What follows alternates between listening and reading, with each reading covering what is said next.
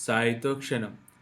ఆర్.ఏ. తార్కాడ్ గారి స్నేహితుడు ఒకసారి బాబా దర్శనార్థము బాబా వద్ద సెలవు పుచ్చుకొని బొంబాయి తిరిగి వెళ్ళిపోతూ కంటతడి పెట్టుకొనెను.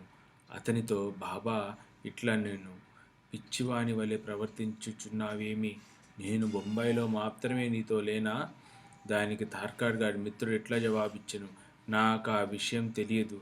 ఎందుకనగా బొంబాయిలో మీరు నాతో ఉన్నట్టు నాకు అనుభవం లేదు కదా.